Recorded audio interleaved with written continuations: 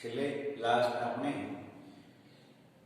વક્ર અરીસા અને વક્ર અરીસામાં બે અરીસા, અંતર્ગોળ અરીસો અને બહિર્ગોળ અરીસો. આજે આપણે આ વક્ર અરીસા માટે એમની રાશિઓ જોઈએ. વિદ્યાર્થી મિત્રો, વક્ર અરીસામાં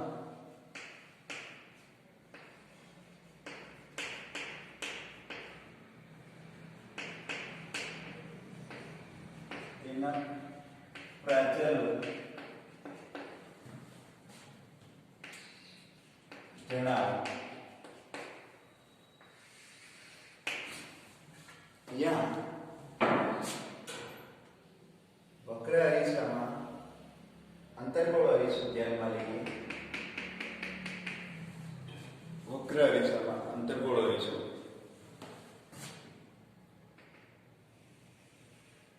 આ અંતર્ગોળ અરીસામાં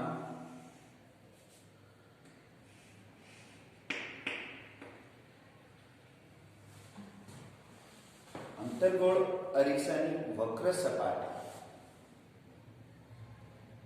ના મધ્ય બિંદુ ને આપણે અરીસાનો ધ્રુવ એવું નામ આપીએ છીએ, પી.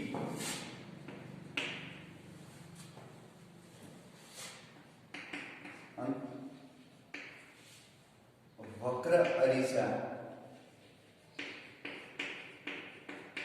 ની સપાટી ના મધ્ય બિંદુ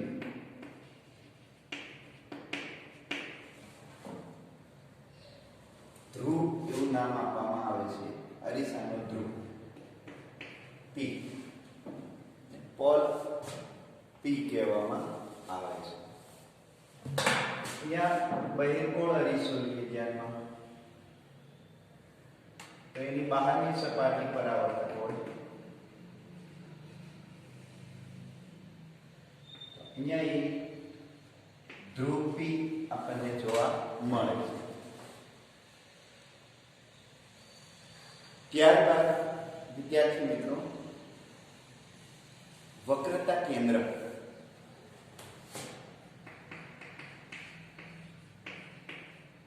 વક્રતા કેન્દ્ર એને સેન્ટર સી નામ આપવામાં આવે છે. વક્રતા કેન્દ્ર કેને કહીએ આપણે? તો કે આ વક્ર સપાટી જે ગોળીય, ટૂંકમાં કહીએ તો વક્ર સપાટી જે ગોળાના ભાગરૂપે હોય એ ગોળાના કેન્દ્રને વક્રતા કેન્દ્ર કહેવામાં આવે છે. કે જે ગોળાની આ વક્ર સપાટી હોય, દાખલા તરીકે આવી રીતે પૂર્ણ ગોળો વિચારીએ, આવી રીતે પૂર્ણ ગોળો વિચારીએ તો અહીંયા આપણને એક સેન્ટર મળે જેને વક્રતા કેન્દ્ર સી કહેવામાં આવે છે. વક્ર સપાટી જે ગોળાના ભાગરૂપે હોય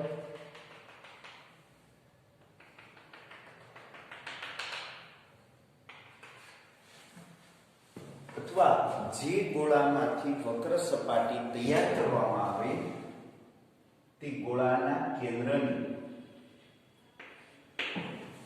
વક્રતા કેન્દ્ર સી કહેવામાં આવે છે.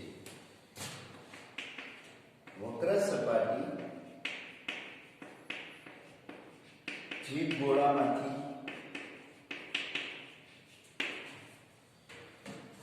તૈયાર કરવામાં આવે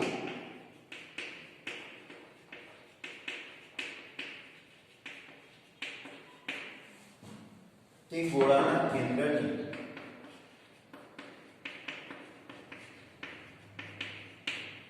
વક્રતા કેન્દ્ર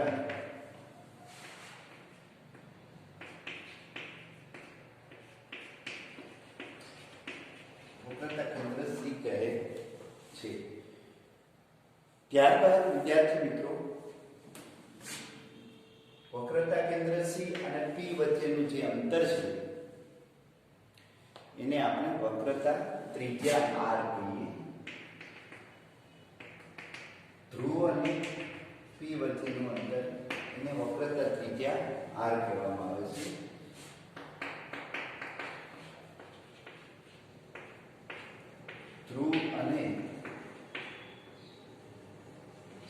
વચ્ચેનું અંતર તેને વક્રતા ત્રિજ્યા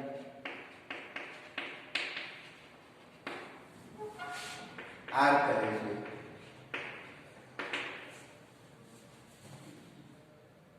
અહીંયા વિદ્યાર્થી મિત્રો R જે છે વક્રતા ત્રિજ્યા એ પ્રત્યેક બિંદુએ સપાટીને દોરેલો લંબ થશે. વક્રતા ત્રિજ્યા એ પ્રત્યેક બિંદુએ સપાટીને દોરેલો લંબ થશે. અહીંયાથી આ બિંદુને દોરીએ તો એ લંબ થશે. એટલે C માંથી કોઈ પણ પ્રકાશનું કિરણ સપાટી પર આપાત થશે તે હંમેશા લંબ રૂપે આપાત થાય તો એ જ દિશામાં પાછળ. તો અહીંયા વક્રતા કેન્દ્ર C, અહીંયા વક્રતા કેન્દ્ર C, આ જે અંતર છે એને વક્રતા ત્રિજ્યા R કહેવામાં આવે છે. વક્રતા ત્રિજ્યા R બહિર્ગોળ કિસ્સામાં અને અંતર્ગોળ કિસ્સામાં.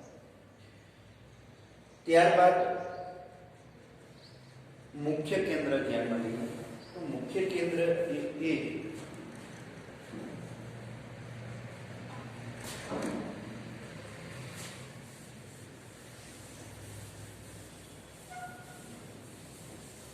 એ પેલા આપણે મુખ્ય અક્ષ, તો મુખ્ય અક્ષ કેને કહીએ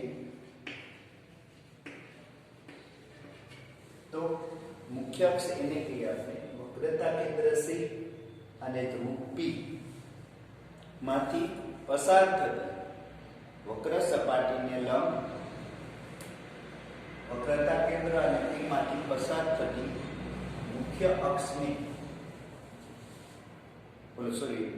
પસાર થતી કાલ્પનિક અક્ષને મુખ્ય અક્ષ કહેવામાં આવે છે.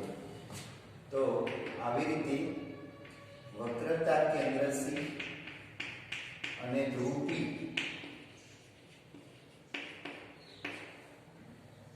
માંથી પસાર થતી કાલ્પનિક અક્ષ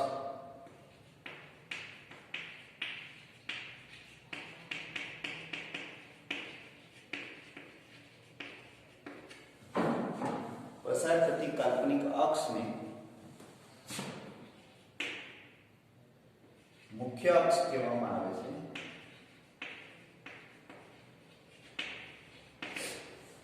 મુખ્ય અક્ષ કહે છે. સેમ અહીંયા પણ આવી રીતે મુખ્ય અક્ષ મળશે, અહીંયા પણ મુખ્ય અક્ષ મળશે. હવે સમાંતર પ્રકાશના કિરણો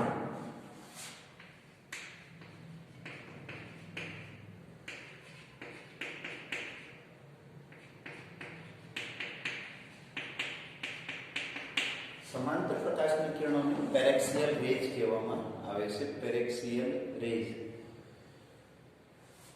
મુખ્ય અક્ષને સમાંતર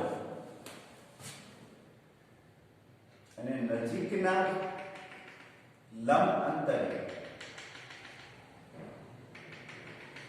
આવી રીતે મુખ્ય અક્ષને સમાંતર નજીકના લંબ અંતરે એટલે ટૂંકા વિસ્તારમાં નજીકના વિસ્તારમાં આપાત થતા પ્રકાશના કિરણોની સમાંતર પ્રકાશના કિરણો કહેવામાં આવે છે. અહીંયા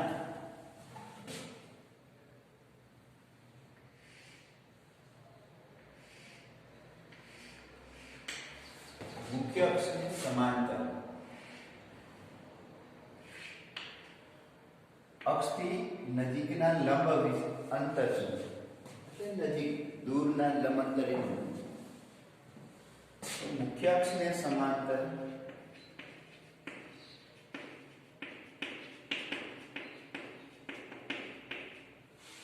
નજીકના લંબ અંતરે અરીસા પર આપાત થતા પ્રકાશના કિરણો લંબ અંતરે અરીસા પર આપાત થતા પ્રકાશના કિરણો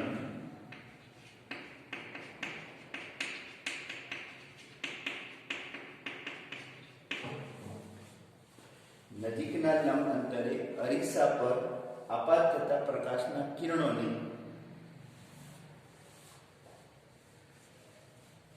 સમાંતર પ્રકાશના કિરણો કહેવામાં આવે છે.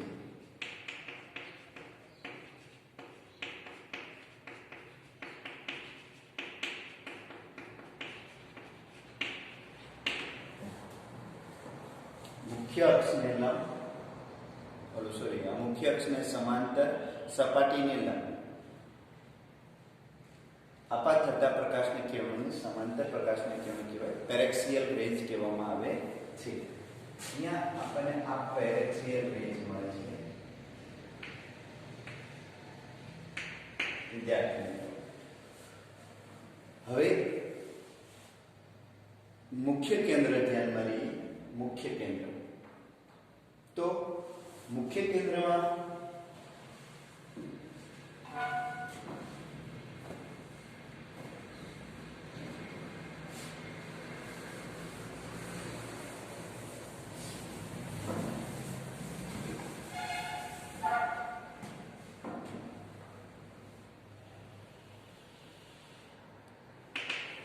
આવી રીતે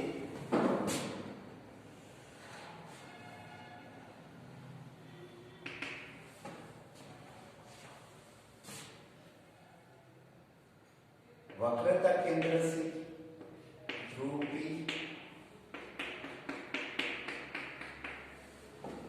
वक्रता केंद्र C અને ध्रुव P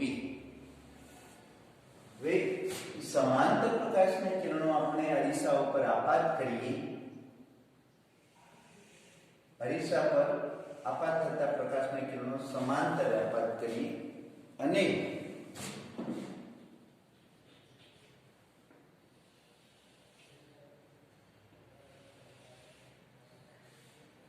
એમાંથી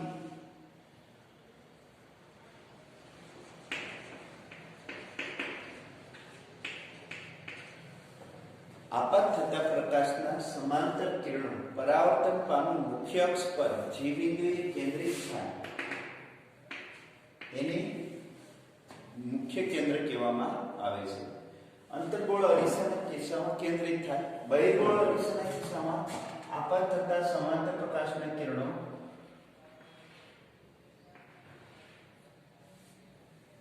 પરાવર્તન પામે ત્યારે વિકેન્દ્રિત થાય. શું થશે? વિકેન્દ્રિત એટલે વિખેરાઈ જાય. આ વિખેરાઈ જતા પ્રકાશના કિરણો ને પાછળની દિશામાં લંબાવી. વિદ્યાર્થી આ વિકેન્દ્રિત થતા પ્રકાશના કિરણોને પાછળની દિશામાં લંબાવી ત્યારે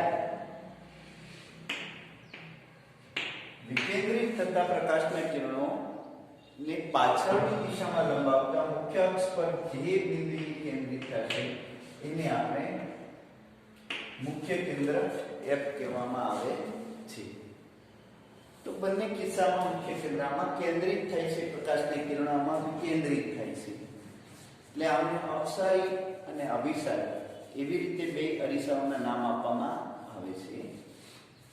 તો અહીંયા મુખ્ય કેન્દ્ર અને P એ વચ્ચેના અંતરને આપણે કેન્દ્ર લંબાઈ એવું નામ આપવામાં આવ્યું છે. કેન્દ્ર લંબાઈની સંજ્ઞા સ્મોલ f છે, મુખ્ય કેન્દ્ર કેપિટલ F છે. તો અહીંયા CP અંતર એ કેપિટલ R એટલે વક્રતા ત્રિજ્યા એવું નામ આપવામાં આવે છે. તો આવી રીતે અરીસાઓમાં એમના આવા રાશિઓ અલગ અલગ પ્રાચલો આપણે જોયા. ત્યારબાદ વિદ્યાર્થી મિત્રો જ્યાં મુખ્ય અક્ષ પર કોઈ પણ બિંદુએ વસ્તુ મૂકવામાં આવે ત્યારે આપણે ધ્રુવથી અરીસાનો ધ્રુવથી પ્રત્યેક અંતર માપતા હોઈએ છીએ. તો મુખ્ય અક્ષ પર એક વસ્તુ AB મૂકવામાં આવે છે. તો આ વસ્તુ AB એની ઊંચાઈ એને h સંજ્ઞા વડે દર્શાવવામાં આવે છે. h સંજ્ઞા વડે દર્શાવવામાં આવે હાઈટ. જો વસ્તુનું પરિમાણ રેખીય હોય લંબાઈના સ્વરૂપમાં તો એને L તરીકે દર્શાવવામાં આવે. વસ્તુની મૂળ લંબાઈ l. ધ્રુવથી મુખ્ય અક્ષ પર જેટલા અંતરે આ વસ્તુ મૂકેલી છે એ અંતરને વસ્તુ અંતર કહેવામાં આવે છે. એની સંજ્ઞા u છે. વસ્તુ અંતર એની સંજ્ઞા u. પ્રતિબિંબ ક્યાંક મળતું હોય, વિદ્યાર્થી મિત્રો, પ્રતિબિંબ ક્યાંક મળતું હોય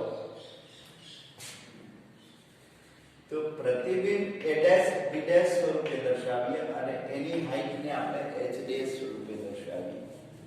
શાના સ્વરૂપે દર્શાવશું? h ડેશ સ્વરૂપે દર્શાવશું. હાઈટ ને h ડેશ સ્વરૂપે આપણે દર્શાવીશું. વિદ્યાર્થી મિત્રો, પ્રતિબિંબનું ધ્રુવથી અંતર એને પ્રતિબિંબ અંતર v દર્શાવવામાં આવે છે. પ્રતિબિંબ અંતર v તરીકે લેવામાં આવે ધ્રુવથી. હવે અહીંયા આટલી રાશિ આપણે ભણ્યા પછી વિદ્યાર્થી મિત્રો થોડીક આપણે સંજ્ઞા પદ્ધતિ પણ ઉપયોગમાં લેવી પડે. કે પ્રતિબિંબ અંતર, કેન્દ્ર લંબાઈ, વક્રતા ત્રિજ્યા, વસ્તુ અંતર, વસ્તુ ઊંચાઈ અને પ્રતિબિંબ ઊંચાઈ, આ આપણે એમને સંબંધિત સમીકરણો અને સાથે સાથે કિંમતો મેળવતા હોઈએ ત્યારે ખાસ કરીને એમની સંજ્ઞા એ ઉપયોગમાં લેવી પડે છે. એટલે આપણે નેક્સ્ટ સંજ્ઞા પદ્ધતિ જોઈએ કે સંજ્ઞા પદ્ધતિમાં કયા કયા અંતરો ધન અને કયા કયા અંતરો ઋણ એ આપણે જોઈએ.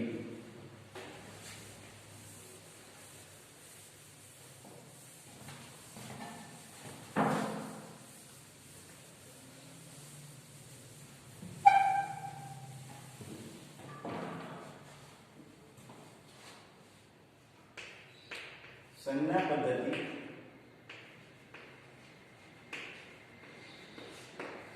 તો સંજ્ઞા પદ્ધતિમાં વિદ્યાર્થી મિત્રો આવી રીતે એક અંતર્ગોળ અરીસો, અંતર્ગોળ અરીસાના આ એકાય વ્યાસ છે દર્પણનું, એને દર્પણમુખ કહેવામાં આવે છે. ક્યુપી અંતર જે છે રેખીય ક્યુપી અંતર એને દર્પણમુખ કહેવામાં આવે. કે ટૂંકમાં કહીએ તો એનો એરિયા, કેટલો વર્તુળાકાર એરિયા છે એને આપણે દર્પણમુખ એવું નામ આપવામાં આવે. વિદ્યાર્થી મિત્રો, અહીંયા મધ્યબિંદુ એટલે ધ્રુવ.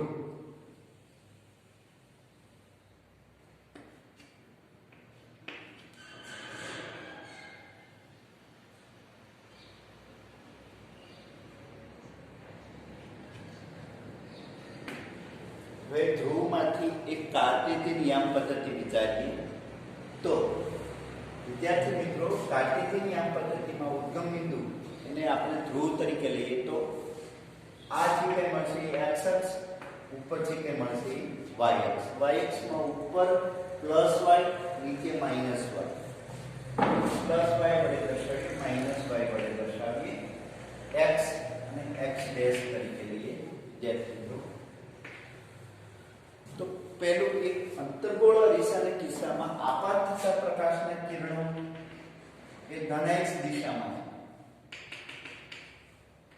આપાત થતા પ્રકાશના કિરણો ધન x દિશામાં હોય છે.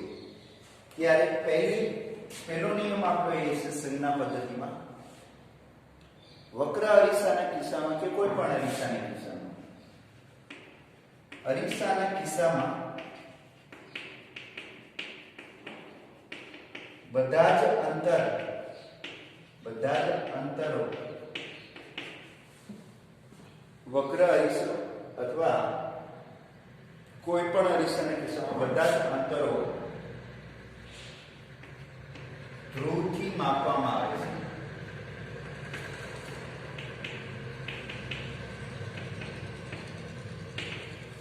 બધા જ અંતરો ધ્રુવથી માપવામાં આવે છે. બે,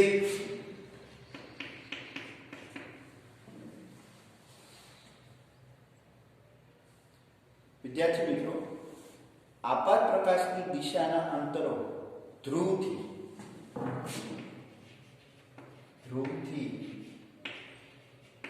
આપાત પ્રકાશની દિશાના અંતરો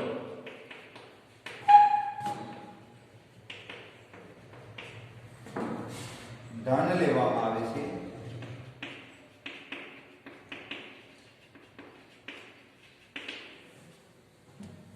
જ્યારે 3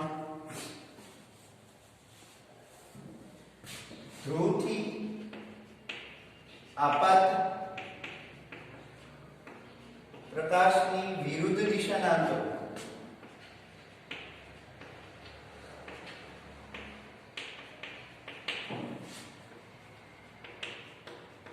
ઋણ લેવામાં આવે છે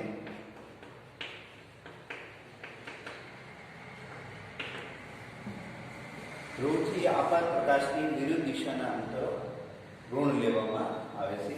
ધન લઈએ છીએ એટલે કે આ દિશાના અંતરો ધ્રુવથી ધન દિશાના અંતરો ધન, ધ્રુવથી ઋણ દિશાના અંતરો ઋણ.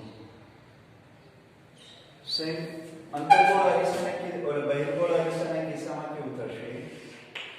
અહીંયા ધ્રુવ હોય, આપાત પ્રકાશની દિશા આ થશે એટલે આ અંતરો ધન થશે, અંતરો ઋણ થશે.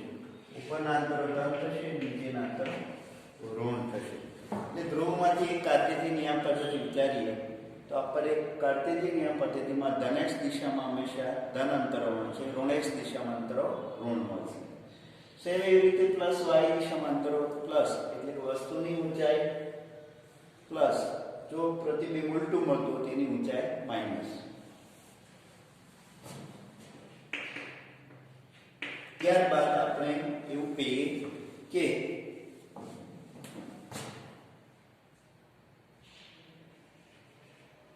ધ્રુવથી ઉપરના અંતરો ધન લઈએ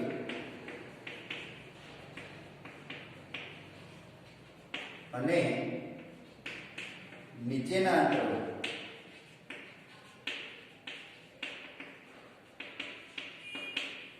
ઋણ લેવામાં આવે છે.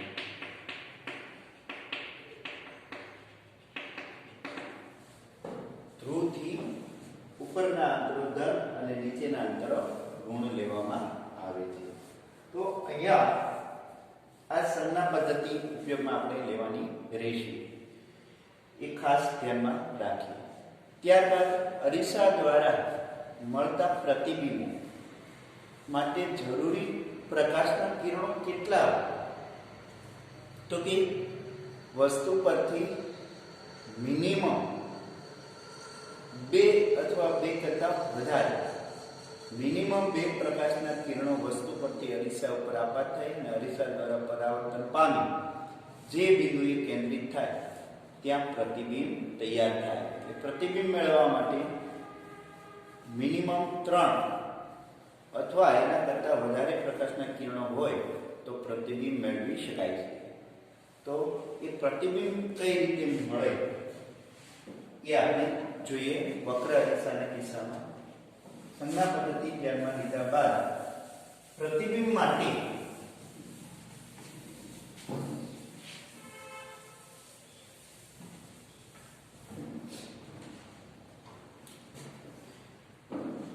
વિદ્યાર્થી મિત્રો આ એક અંતર્ગોળ અરીસો લઈએ.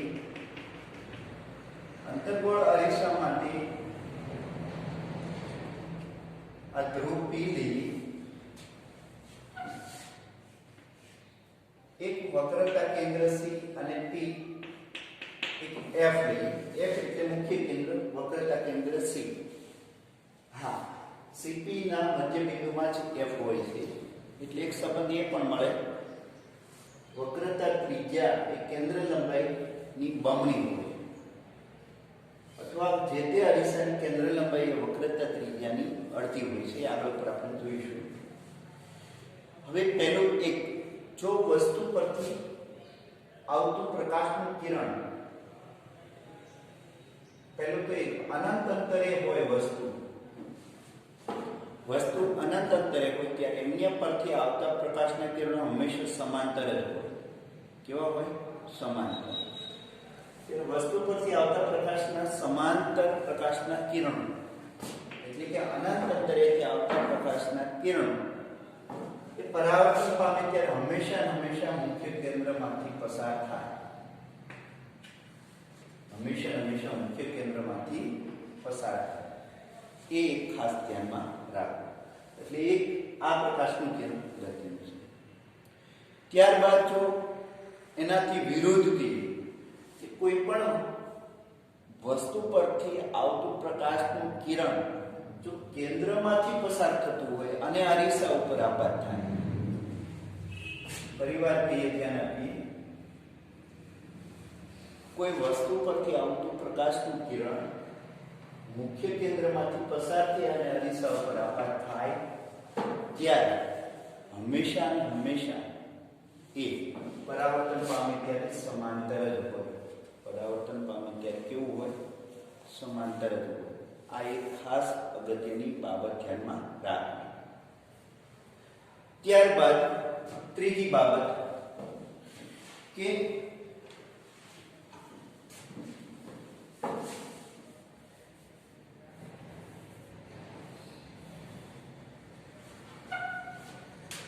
વિદ્યાર્થી મિત્રો કે વક્રતા કેન્દ્રમાંથી પસાર થાય કોઈ પણ વસ્તુ પરથી આવતું પ્રકાશનું કિરણ વક્રતા કેન્દ્રમાંથી પસાર થઈ અને અરીસા ઉપર આપાત થાય ત્યારે એ જ દિશામાં પાછું ફરે. એ જ દિશામાં પરાવર્તન પામે. એક વક્રતા કેન્દ્ર એક જ એવું છે કે જે ના પરથી આપાત થતું પ્રકાશનું કિરણ એ જ દિશામાં પરાવર્તન પામે. આપાત અને પરાવર્તન બે એક જ માર્ગ હોય અને હંમેશા એ સપાટીને લંબરૂપે આપાત થાય. એટલે કે આપાત કોણ શૂન્ય હોય. લંબની દિશામાં આપાત થાય એટલે આપાત કોણ શૂન્ય હોય. એટલે એ જ દિશામાં એ પાછું ફરે. એટલે કોઈ પણ વસ્તુ પરથી પ્રકાશનું કિરણ વક્રતા કેન્દ્રમાંથી પસાર થઈ અરીસા ઉપર આપાત થાય તો એ જ દિશામાં એ પાછું ફરે અને મૂળ બિંદુ પાસે પાછું ફરે. બીજી બાબત, કોઈ પણ પ્રકાશનું કિરણ અનંત અંતરેથી વક્રતા કેન્દ્રમાંથી પસાર થશે તો એ અનંત માર્ગે આગળ વધશે. સામે પણ એ જ વક્ર સપાટી હોય તો આપાત થઈ અને એક દિશામાં જશે. તો અહીંયા ત્રીજી બાબતે કે એક વક્રતા કેન્દ્રમાંથી સપાટીને આપાત થાય ત્યારે આપાત કોણ શૂન્ય હોય, સપાટીને લંબરૂપે આપાત થાય એક દિશામાં આગળ વધે. તો આ મુખ્ય ત્રણ પ્રકાશના કિરણો આપણે પ્રતિબિંબ મેળવવા માટે ધ્યાનમાં લેવા રહેશે. ચોથું, આ ધ્રુવ બિંદુ આપાત બિંદુ લઈએ તો કોઈ પણ પ્રકાશનું કિરણ એ આ સપાટીને દોરેલો લંબ થશે તો જેટલા કોણે આપાત થશે એટલા જ કોણે ત્યાંથી એનું પરાવર્તન પામશે. એટલા જ કોણે એનું પરાવર્તન પામશે. જે ધ્રુવ બિંદુ પાસે આપાત થશે એટલા જ કોણે એમનું પરાવર્તન આ થશે. તો અહીંયા આપાત કોણ અને પરાવર્તન કોણ બંને કેવા થશે? સમાન થશે. એ ખાસ ધ્યાનમાં રાખવું. તો આ મુખ્ય ચાર કિરણો આપણે ધ્યાનમાં રાખવાના રહેશે જ્યાં જ્યાં પ્રતિબિંબ મેળવવાનું હોય ત્યાં. આ બાબત બંને અરીસાના કિસ્સામાં લાગુ પાડી શકાય છે, પણ મોટા ભાગે આપણે અંતર્ગોળ અરીસો ધ્યાનમાં લઈએ છીએ એટલા માટે આપણે આ બાબત આપણે અંતર્ગોળ અરીસાના કિસ્સામાં લીધેલી છે. હવે વિદ્યાર્થી મિત્રો,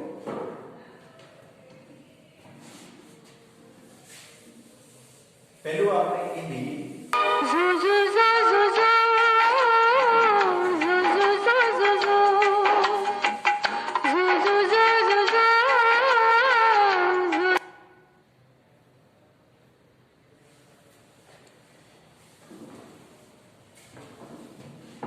વિદ્યાર્થી મિત્રો, પહેલું એ જો કે 10મા ધોરણમાં આવી ગયું છે તમારે, છતાં પણ આપણે અહીંયા રિવિઝન કરીએ છીએ તમારે પ્રેક્ટિસ માટે અને આગળ તો દાખલા ગણવા માટે વધુ ઉપયોગી બને. વિદ્યાર્થી મિત્રો, અંતર્ગોળ અરીસા માટે આમના પ્રેક્ટિકલ પણ હોય છે વિદ્યાર્થી મિત્રો.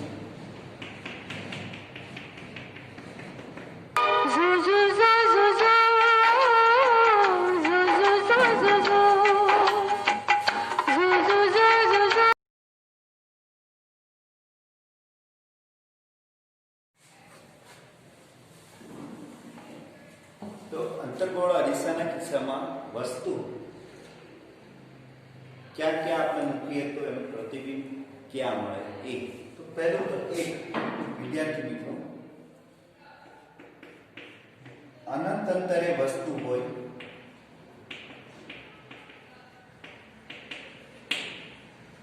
મૂકીએ ત્યારે પ્રતિબિંબ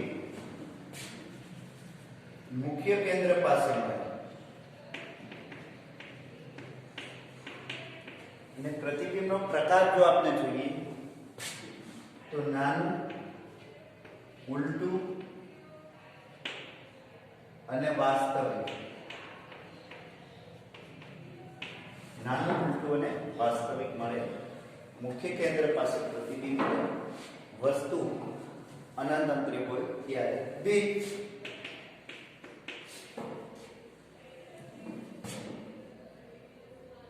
સી થી દૂર હોય એટલે કે ધારો કે અહીંયા સી હોય, અહીંયા એફ હોય અને અહીંયા વસ્તુ હોય સી થી દૂર, તો સી અને એફ ની વચ્ચે મળે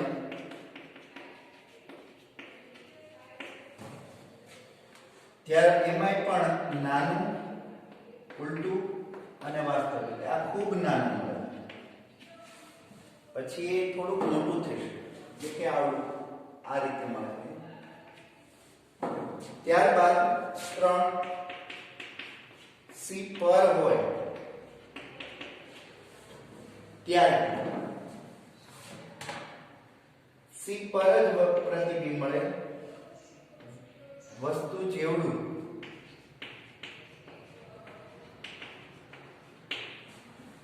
ઉલટું અને વાસ્તવિક.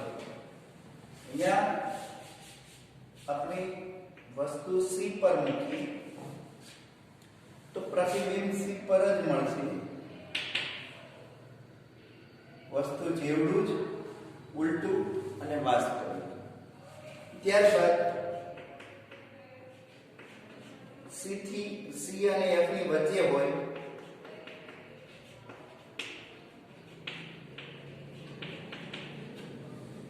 સી અને એફ ની વચ્ચે વસ્તુ હોય અહીંયા તો પ્રતિબિંબ સી થી દૂર મળશે. સી અને એફ ની વચ્ચે વસ્તુ હોય ત્યારે પ્રતિબિંબ સી થી દૂર મળે. સી થી દૂર મોટું, ઉલટું અને વાસ્તવિક. મોટું, ઉલટું અને વાસ્તવિક. ત્યારબાદ વિદ્યાર્થી મિત્રો એફ પર હોય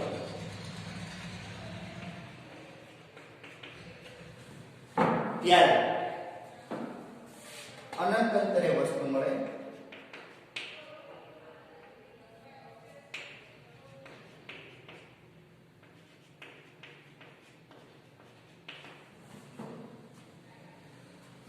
મોટું, ઉલટું અને વાસ્તવિક. ખૂબ મોટું, ઉલટું અને વાસ્તવિક. ત્યારબાદ વિદ્યાર્થી મિત્રો એફ અને પી ની વચ્ચે વસ્તુ હોય ત્યારે અરીસાની પાછળ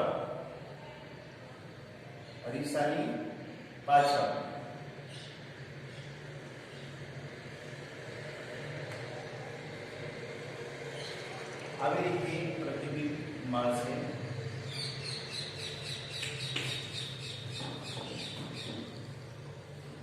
આભાસી, ચતુર અને વિવર્તિત. પી અને એફ ની વચ્ચે વસ્તુ હોય ત્યારે આભાસી, ચતુર અને વસ્તુ કરતા મોટું. આ એક જ કિસ્સામાં એવું બનશે.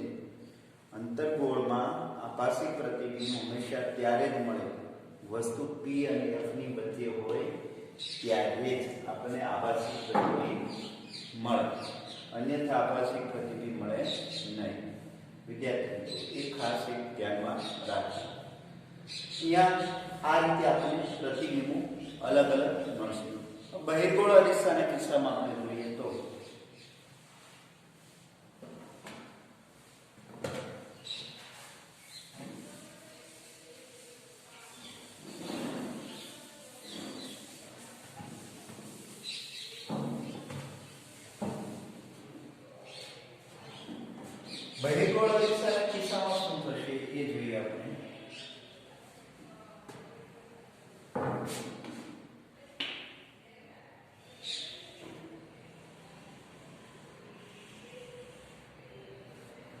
બહિર્ગોળ અરીસાના કિસ્સામાં કોઈ પણ અંતરે અનંત અંતરેથી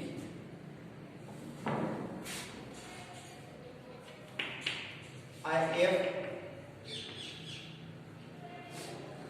વક્રતા કેન્દ્ર C અને ધ્રુવ P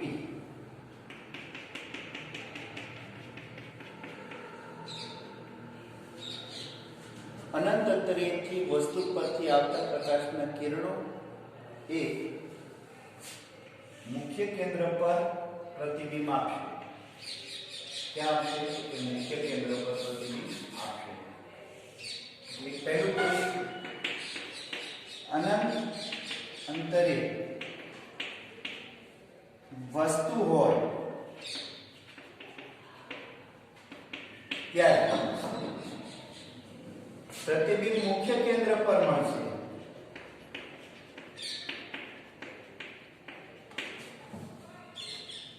આભાસી ચતુ અને નાનું. આભાસી ચતુ અને નાનું. બાકીના કોઈ કિસ્સામાં ધ્રુવ P સુધી બાકીના કોઈ પણ અંતરે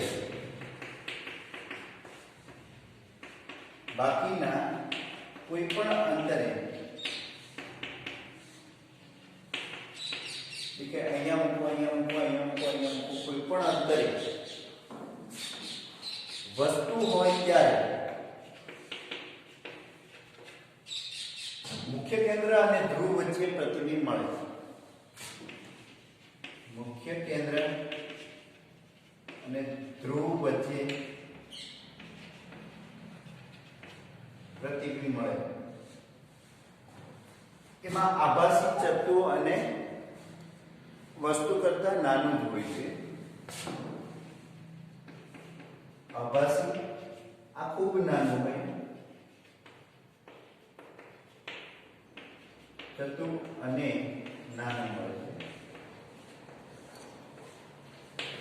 એટલે જ વિદ્યાર્થી મિત્રો આભાસી ચતુ અને નાનું કોઈ પણ અંતરે આભાસી ચતુ અને નાનું હોવાથી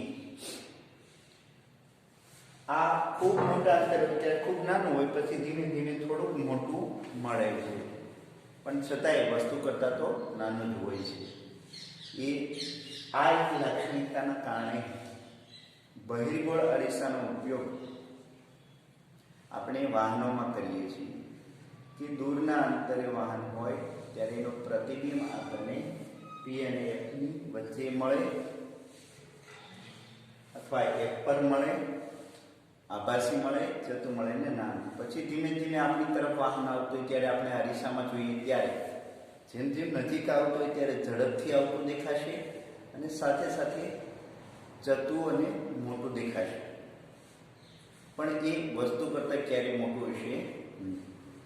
તો એ ખાસ બહિર્ગોળ અરીસાના કિસ્સામાં હંમેશા આભાસી પ્રતિબિંબ મળે છે. ચત્તા પ્રતિબિંબ હંમેશા આભાસી હોય, એટલે ખાસ ધ્યાનમાં રાખીએ.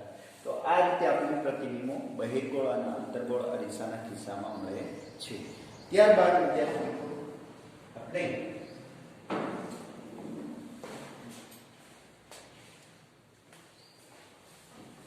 આવો